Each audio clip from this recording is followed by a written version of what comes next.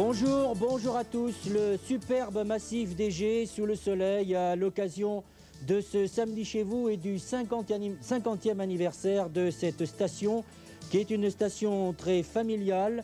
Et vous pouvez voir sur les images signées Pierre Rosselin pour cette émission préparée par Alain Ranger et Marie-Laure Verret qu'ici on a choisi de rester avec un habitat tout à fait adapté au pays. Nous fêtons donc le 50e anniversaire des Gets pour ce samedi chez vous et nous avons choisi de nous installer en plein cœur du village. En plein cœur du village dans une ferme qui a été construite en 1884 et qui appartient à Alfred Munier qui va nous recevoir dans quelques instants. D'ailleurs, je vous propose que nous pénétrions ensemble dans cette ferme où vous verrez il y a beaucoup d'instruments aratoires qui datent d'il y a quelques années. Bien, je vous propose que nous y rentrions ensemble afin de développer les titres de l'actualité de ce matin. Cette ferme, d'ailleurs, il faut bien le dire, elle est tout à fait magnifique. Nous expliquerons tout à l'heure son histoire parce qu'ici, on se sent encore très paysan, bien que l'on ait sacrifié un petit peu à l'or blanc et au tourisme. Et c'est vrai que c'est plus facile et que ça rapporte plus. Mais je vous propose donc maintenant d'examiner les titres de l'actualité de ce matin. Il commence par cette bonne nouvelle, une bonne nouvelle pour les otages. Le mouvement national somalien annonce la libération prochaine et sans condition des 10 otages français de MSF détenus depuis vendredi dernier. Leur libération devrait intervenir dans 2 ou 3 jours, selon le Quai d'Orsay. L'UDF au Zénith, la convention nationale réunit environ 6000 personnes. Un grand absent, Raymond Barre, qui fera parvenir un message dans l'après-midi. Et puis, aujourd'hui, samedi 31 janvier, un jour de détention supplémentaire pour les diplomates Marcel Fontaine et Marcel Carton, pour notre confrère Jean-Paul Kaufmann et pour notre ami d'Antenne 2, Jean-Louis Normandin. Les otages français du Liban n'ont donc toujours pas été libérés. Avant d'entrer dans le détail de ces titres, je voudrais vous donner cette information qui vient de me parvenir à l'instant. 4 personnes sont décédées à la suite d'un accident dû au gaz dans un appartement de Sartrouville, à Nanterre, dans les Hauts-de-Seine. Les 4 victimes ont été découvertes ce matin. Quant aux circonstances de l'accident, elles ne sont toujours pas connues. Si d'autres informations me parvenaient durant cette édition, je ne manquerai pas de vous les faire connaître.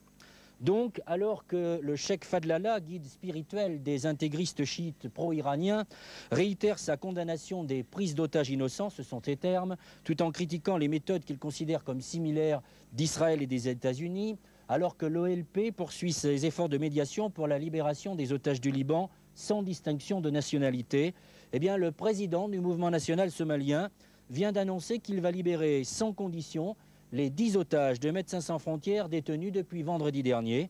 De Djibouti, je vous propose d'écouter maintenant la correspondance téléphonique de Patrice Pellet. 24 heures après l'annonce de leur libération sans condition, les qui devrait être à peu près similaire demain dimanche. Merci Laurent Boussier. Nous voilà donc revenus dans la station des Gets et précisément aux abords de la ferme d'Alfred Munier. C'est une ferme qui a été construite en 1884, c'est ça Alfred? C'est exact. Je vous remercie M. Mamère de votre visite. Cette ferme et ce mazo ont effectivement été construits en 1884 par un ancêtre, un arrière-grand-oncle qui était Canut à Lyon, qui s'était donc expatrié, Oui. et qui était le berceau, cette ferme est le berceau de la famille des Munier. Alors là, nous sommes dans ce que vous appelez le mazo. Le mazo c'est ou un le endroit... grenier. C'est un endroit où, si vous voulez, on enfermait toutes les richesses que nos ancêtres pouvaient avoir. Alors on les mettait là au cas où il y aurait eu un incendie dans la ferme, Exactement. Et dans la possibilité des choses, voyez-vous, on l'éloignait le plus possible de la ferme, du bâtiment principal, si bien qu'en cas d'incendie, le meilleur pouvait être protégé. Alors vous nous montrez quelques instruments que vous avez là, alors qui voilà, sont des instruments, c'est vrai. Si vous voulez, nous trouvons tous les instruments qui étaient les outils de travail de nos ancêtres. Voilà, Oui. voilà un instrument que l'on appelle en patois un bagnolet. Un bagnolet, c'est là que l'on mettait reposer le lait afin de l'écrémer le lendemain et voyez, de continuer successivement le travail du lait. La baratte, je crois que tout le monde connaît bien ça. Tout le monde connaît. Là, c'est le bidon où l'on traisait les vaches. On appelait ça un seigneur. Allez, on vient avec vous. Venez, on va sortir parce qu'on va rejoindre votre ferme maintenant. J'aurais voulu quand même avant peut-être vous montrer ce qu'est un carabé. Oui. Nous vous voulez nous montrer quoi? On va le montrer dans la ferme. On va le montrer là-bas. Parce qu'on va rejoindre l'un de vos parents. Oui. Et votre parent, c'est le maire d'Égé qui s'appelle Alphonse. Et tout ça pour dire qu'en fait, tout ce qu'on est en train de dire maintenant, ça prouve bien que cette station d'Égé est complètement liée à l'histoire. En fait, vous êtes tous à l'origine, pratiquement tous des paysans. Exactement. Vous voyez, au démarrage, il faut bien dire que tous ces outils agricoles que nous allons vous montrer, toutes ces fourches, ces râteaux, tout ce que l'on peut trouver ici, ça a été notre premier gagne-pain. Et voyez-vous, je suis un peu de la génération de transition, c'est-à-dire que j'ai 54 ans.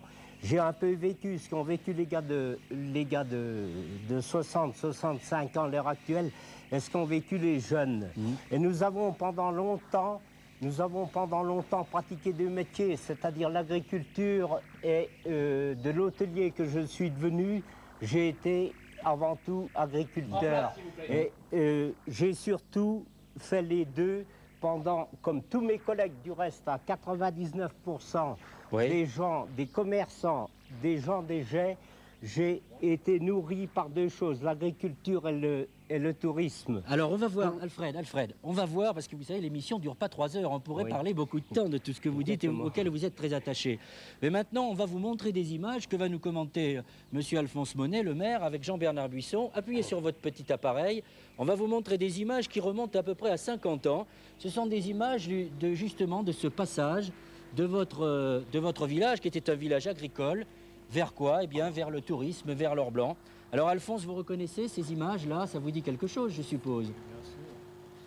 C'est le village tel qu'il était avant la dernière guerre.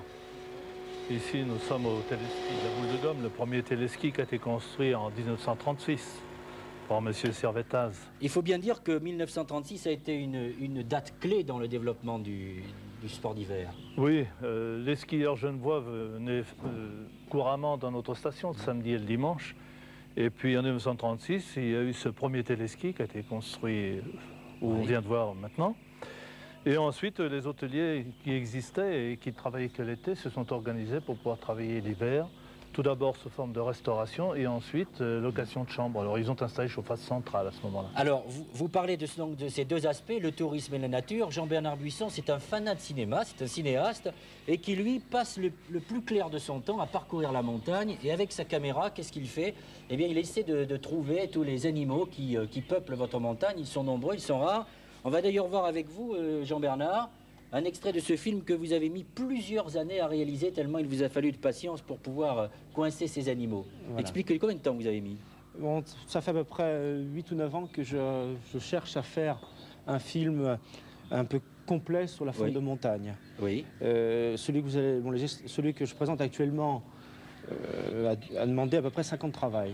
Environ 7 mois de travail complet répartis en 5 années. Là, ce sont des coqs de bruyère. C'est très difficile à filmer, paraît-il. Ce sont les tétralyres, les petits coqs de bruyère. Alors là, il faut être très tôt en place au lever du jour. Il faut être en place à peu près vers 3 h le matin. Et les coqs arrivent sur la place de Champ vers 4 h 30.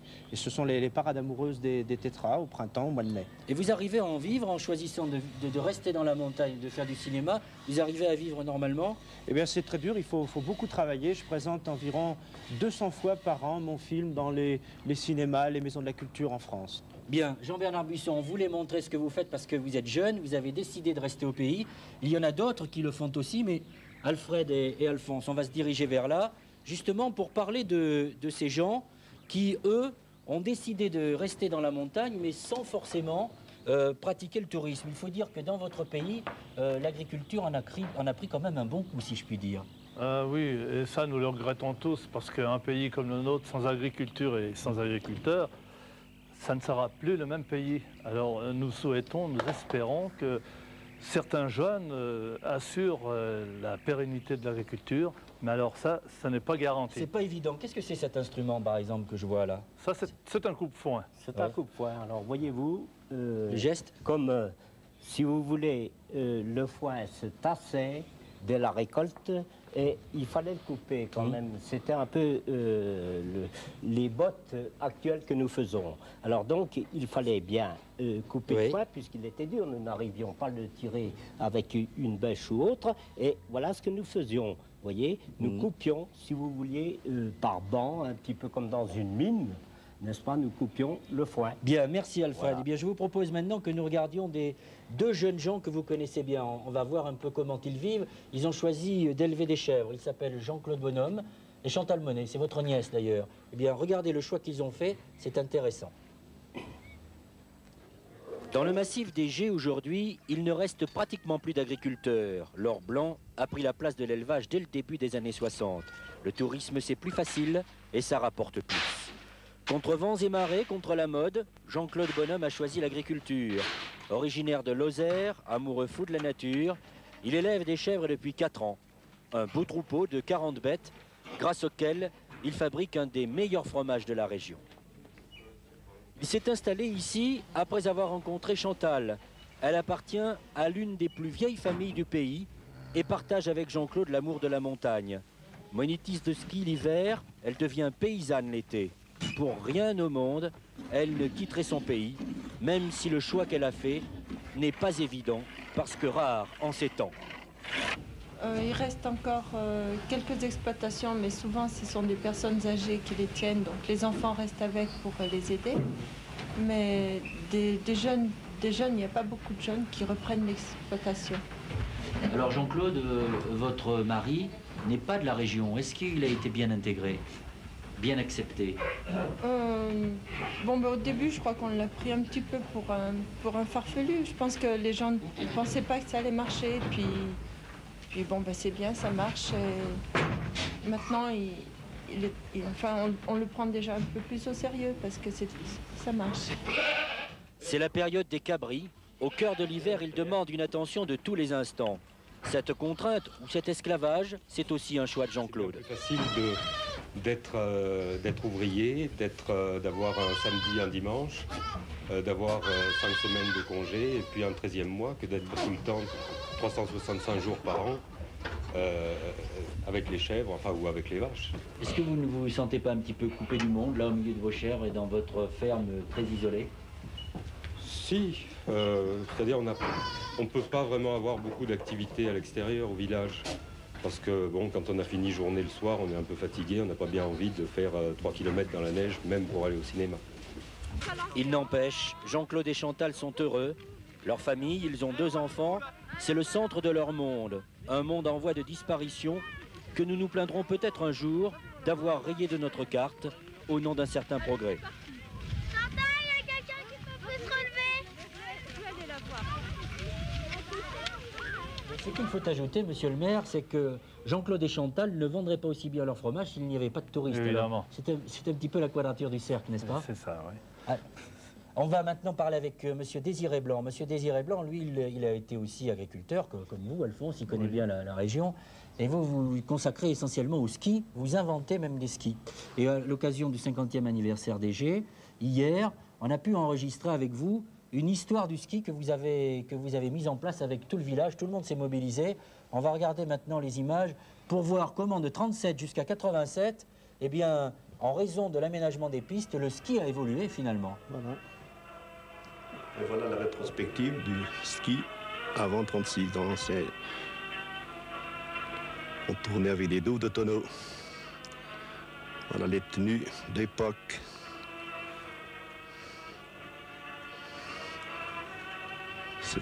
Alors ici, on est déjà sur la technique. Albert, télémarque, qui n'est pas très facile à réaliser. Vous voyez le matériel d'époque. Le genou se collant sur le ski, l'autre se mettant en travers. Et voilà. C'est très bon. Alors là, vous tombez aussi sur la progression de la méthode Albert.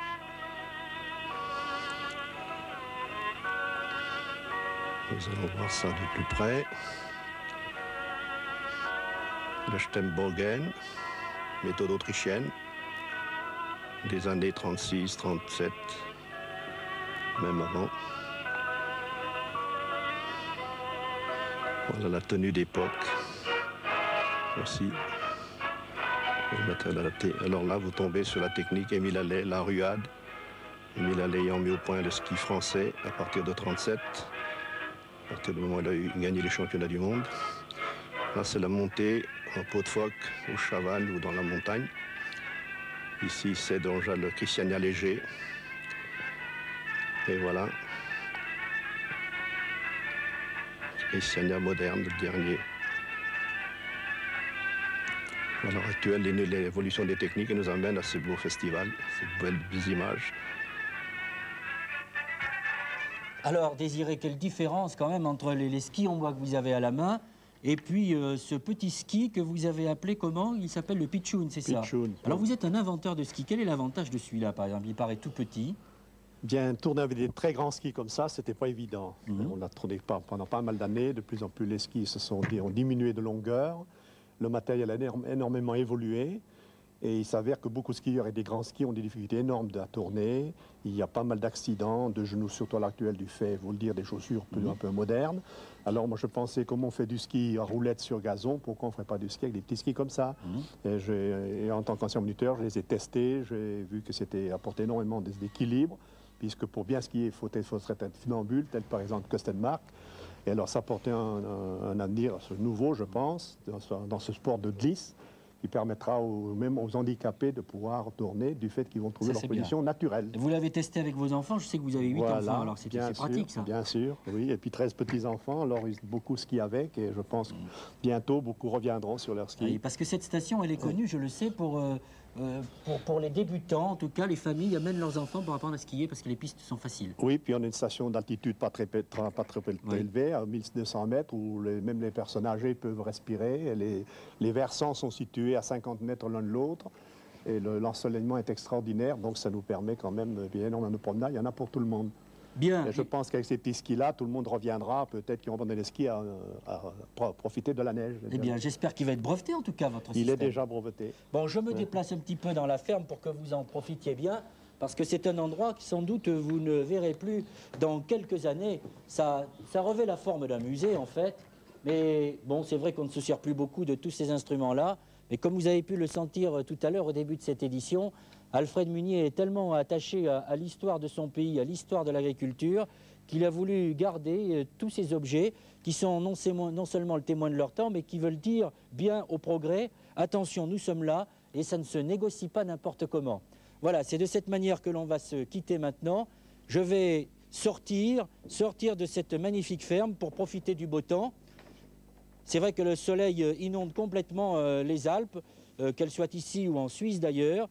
Et je vais rejoindre un traîneau, parce qu'avant, le traîneau, c'était une manière de se guider dans les Alpes. Je vous dis au revoir. Je vous retrouverai demain à 13 h pour une nouvelle édition du journal. Et puis ce soir, vous avez rendez-vous avec Claude Sérillon à 20 h. Il sera notamment en direct du centre Pompidou. Voilà, je monte sur le traîneau et je vous dis au revoir.